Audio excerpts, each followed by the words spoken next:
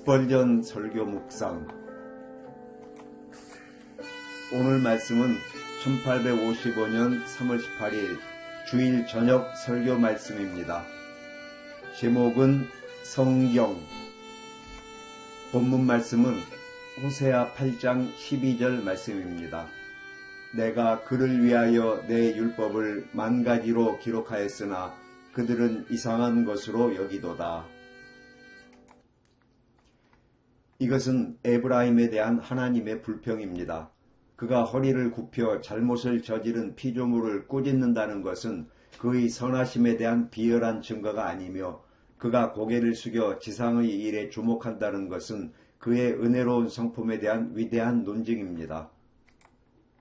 그는 이교도들이 그들의 주피터가 했다고 생각하는 것처럼 항상 침묵 속에 앉아서 때로는 무서운 고개를 끄덕여 운명이 자기 마음대로 움직이게 하면서도 세상의 사소한 일들은 결코 생각하지 않고 그것들을 자기에게 중요하지 않은 것으로 여기고 자신의 존재에 몰두하고 자신 안에 꿀꺽 삼키며 홀로 한적하게 살 수도 있었습니다. 그러나 사랑하는 여러분, 그렇지 않습니다. 우리 하나님은 다른 질서에 속합니다.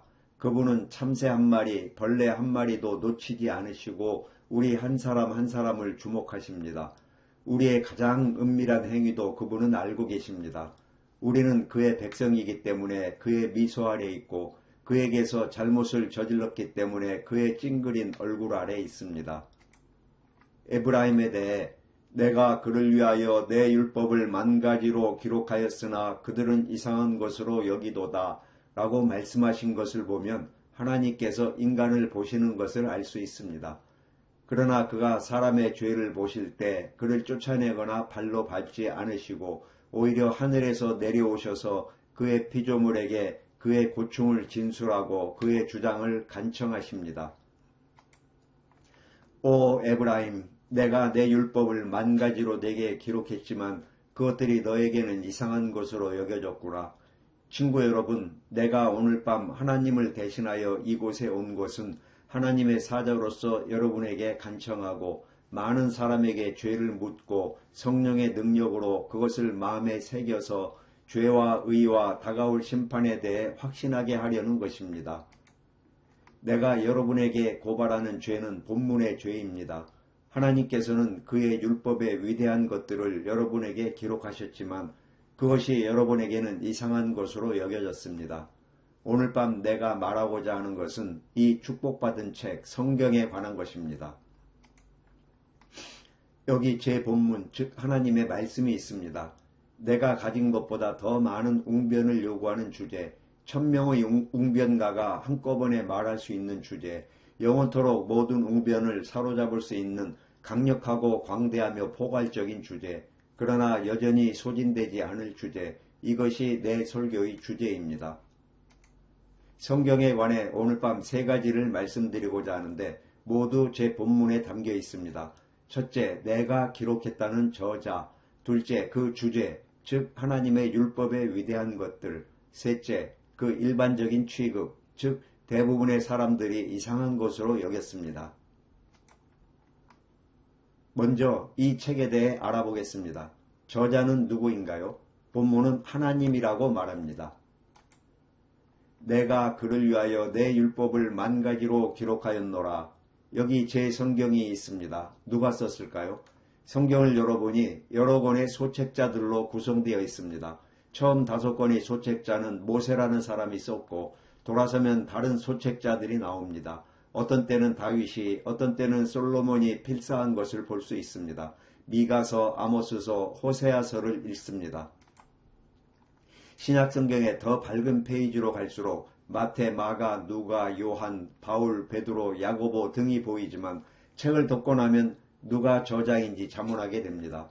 이 사람들이 공동으로 저자라고 주장합니까? 그들이 이 방대한 책의 작성자들인가? 그들은 그들끼리 명예를 나누고 있습니까? 우리의 거룩한 종교는 대답합니다. 아니요.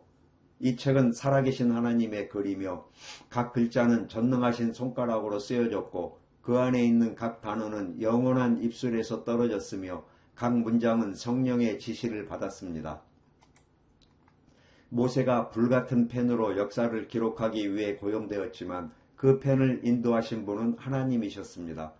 다윗이 수금을 만졌을 때 그의 손가락에서 감미로운 시편의 선율이 떨어졌지만 하나님께서 그의 손을 금 수금의 살아있는 줄 위로 움직이셨습니다. 솔로몬이 사랑의 찬송을 부르거나 완전한 지혜의 말씀을 전했을지라도 하나님께서는 그의 입술을 인도하시고 설교자를 웅변하게 만드셨습니다.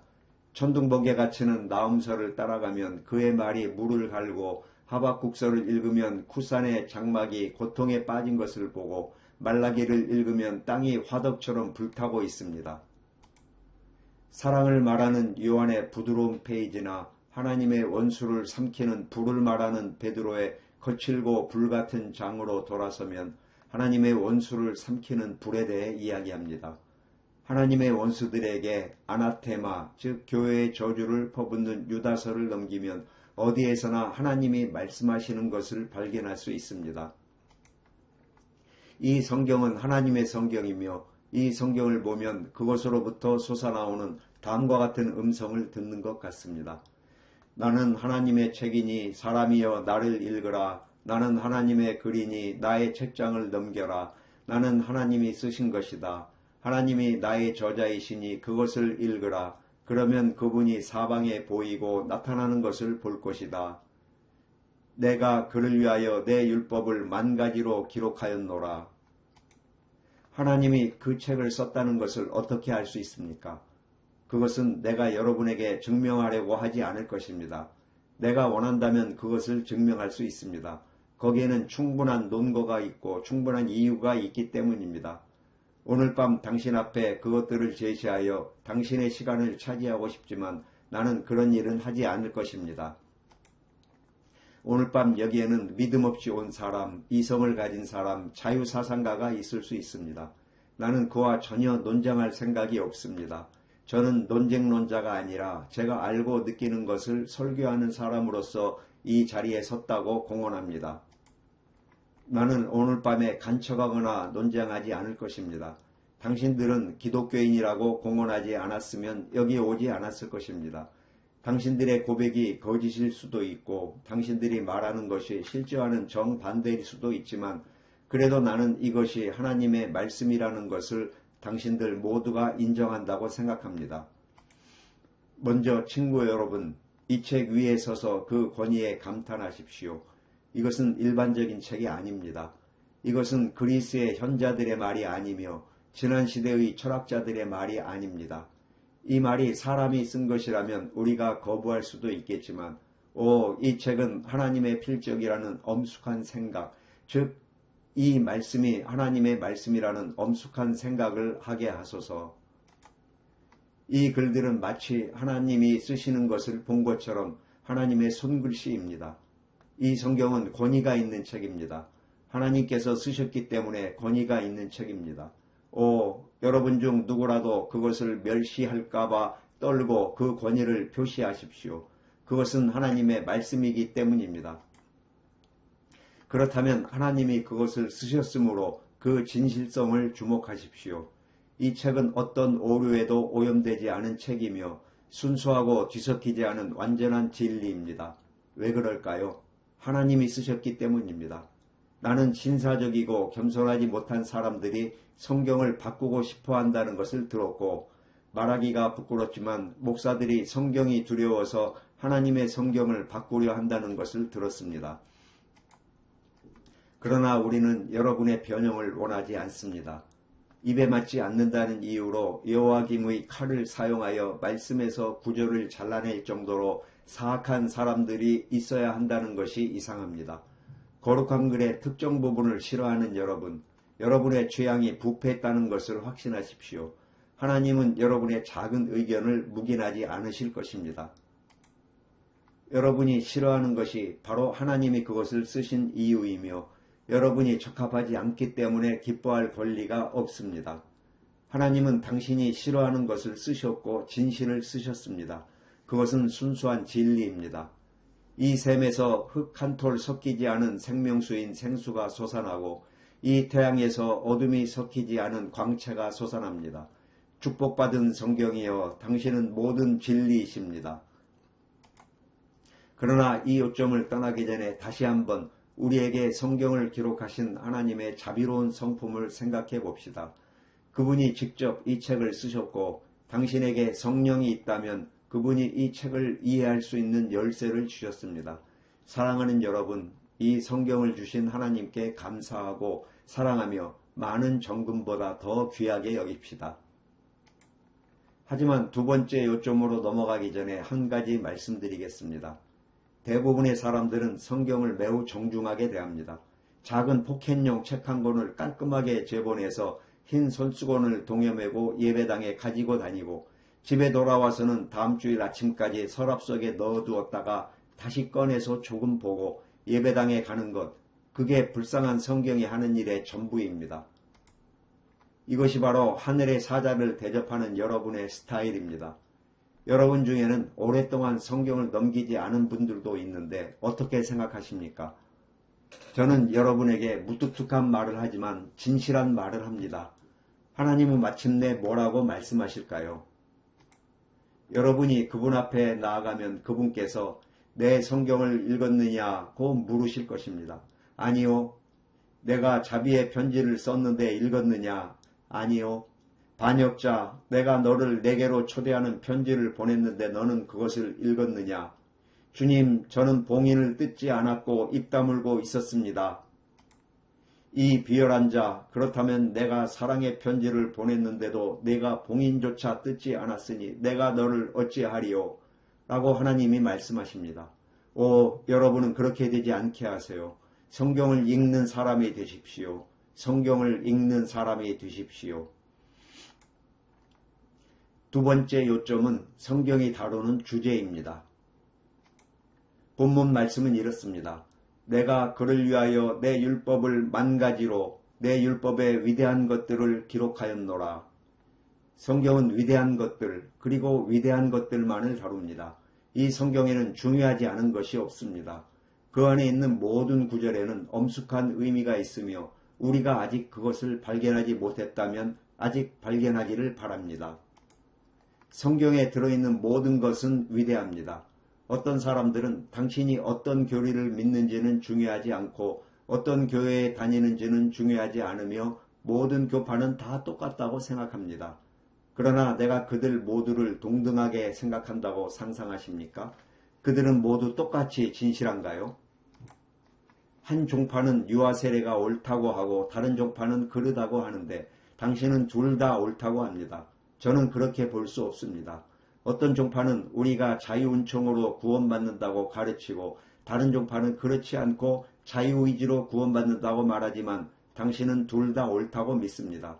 나는 그것을 이해하지 못합니다. 큰 틀에서는 둘 다 옳을지 모르지만 한 사람은 예라고 하고 다른 사람은 아니요라고 할 때 둘 다 옳을 수 있을까요? 그것을 보려면 앞뒤를 동시에 볼 수 있는 안경이 있어야 합니다. 두 사람 모두 옳을 수는 없습니다. 그러나 어떤 이들은 비본질적인 것에서 다르다고 말합니다. 이 본문은 내가 그를 위하여 내 율법에 위대한 것을 기록하였노라고 말합니다. 하나님의 성경에는 위대하지 않은 것이 없습니다. 여러분 중 어느 종교가 가장 순수한 종교인지 앉아서 알아본 적이 있나요? 당신은 말합니다. 우리는 수고하지 않았어요. 우리는 아버지와 어머니가 가던 길을 따라갔을 뿐입니다.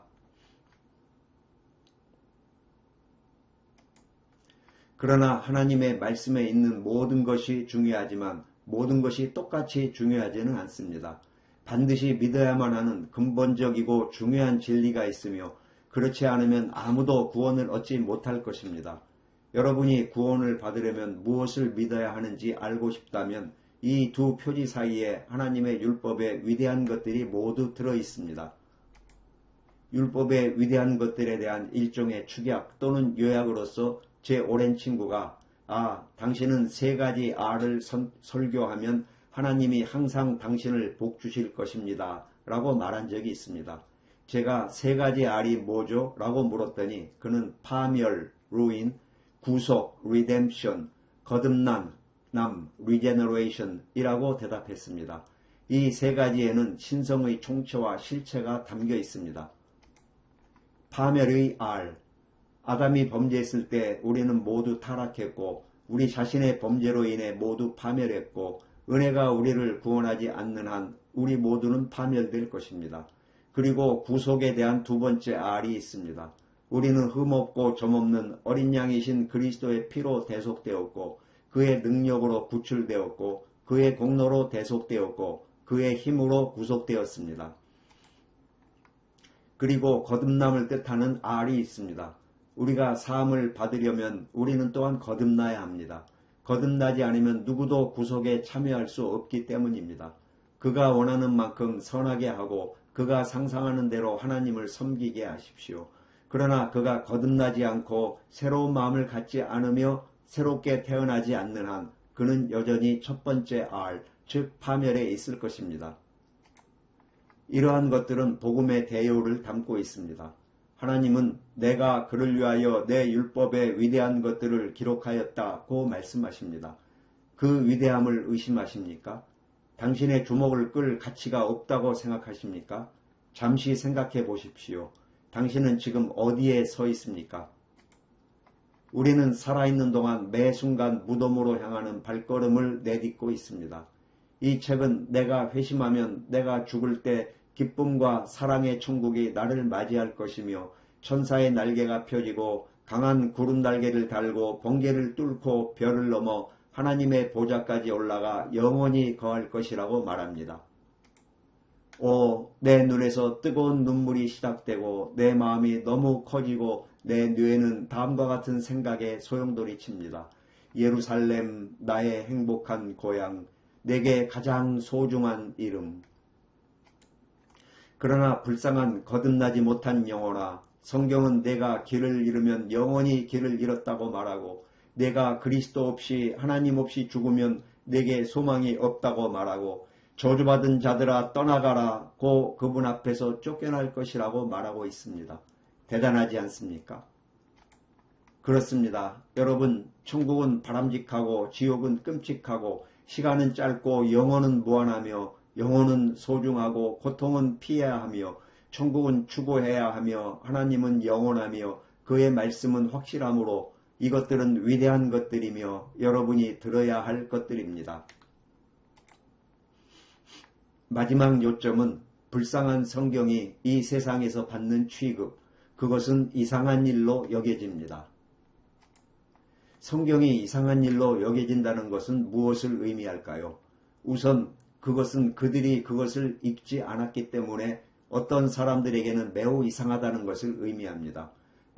여러분은 성경보다 장부에 대해 더 많이 알고 하나님이 쓰신 것보다 일기장에 대해 더 많이 알고 소설을 처음부터 끝까지 읽는 사람이 많은데 당신은 무엇을 얻었습니까? 내가 그를 위하여 내 율법의 위대한 것들을 기록하였으나 이상한 것으로 여기도다. 너희는 그것을 결코 읽지 않았다. 나는 당신에게 광범위한 혐의를 제기합니다. 나는 이것으로 여러분을 고발합니다. 여러분은 성경을 읽지 않습니다. 여러분 중 일부는 성경을 한 번도 읽지 않았습니다. 저는 여러분의 마음이 말하는 것이 정직한 진리라는 것을 압니다. 여러분은 성경을 읽지 않습니다. 성경을 읽는 사람들이 있는데 성경을 읽으면 너무 건조하다고 말합니다. 저기 있는 젊은이는 성경을 지루하다고 말합니다. 왜 그런지 아십니까? 소경은 볼 수 없으니까요. 그렇죠? 그러나 성령이 눈의 비늘을 만지면 비늘이 떨어지고 안연고를 발라주면 성경이 귀하게 됩니다. 여러분이 하나님의 말씀을 시험하고 증명했다면, 즉 그 말씀이 여러분의 영혼에 소중하다면 여러분은 그리스도인입니다. 그것이 당신에게 건조하다면 당신은 마침내 지옥에서 건조해질 것입니다. 여러분이 성경을 필요한 양식보다 더 소중히 여기지 않는다면 여러분에게는 소망이 없습니다. 왜냐하면 여러분은 그리스도인이라는 가장 큰 증거가 부족하기 때문입니다. 최악의 경우가 다가오고 있습니다. 성경을 싫어하고 경멸하는 사람들이 있습니다. 그런 사람이 여기 들어왔나요? 성경을 멸시하지 말고 성경을 찾아 읽고 성경으로 나아오십시오.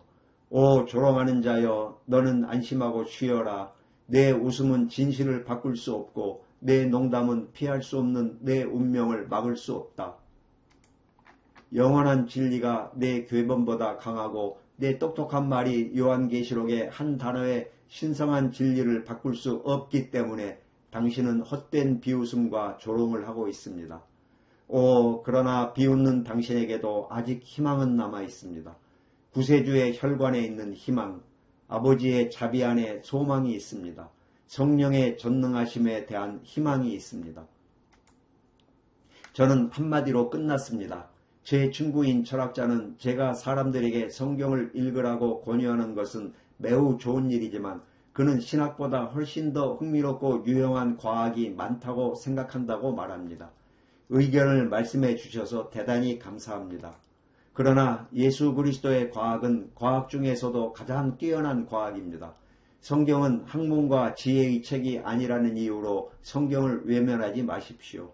그렇습니다. 천문학을 아십니까? 여기 정의의 태양과 베들레헴의 별에 대해 알려줍니다. 식물학을 아십니까? 여기 유명한 식물인 은방울꽃과 샤론의 장미에 대해 알려드립니다. 지질학과 광물학을 아십니까? 여기서 배울 수 있습니다. 역사를 공부하시겠습니까? 여기 인류의 역사에 대한 가장 오래된 기록이 있습니다. 당신의 과학이 무엇이든 이 책에 몸을 구부리십시오. 당신의 과학이 여기 있습니다. 이 공정한 지식과 지혜의 샘에 와서 마시면 구원에 이르는 지혜를 얻게 될 것입니다. 지혜 있는 자와 어리석은 자, 남녀노소, 백발의 장정, 젊은이들과 처녀들아, 내가 너희에게 말하노니 너희가 성경을 존중하고 성경을 찾아보기를 간청하노니 그 안에서 너희가 영생을 얻는 줄 알고 또 이것이 곧 그리스도에 대해 증언하는 것이니라. 다 마쳤습니다. 집에 돌아가서 들은 것을 실천합시다. 여러분이 성경을 읽을 때 하나님께서 무한한 자비로 항상 사랑스러운 성령의 능력으로 의의 태양에 빛나는 광선을 여러분의 영혼에 부어주시기를 원합니다. 그러면 여러분은 여러분의 유익과 영혼의 구원을 위해 성경을 읽을 것입니다.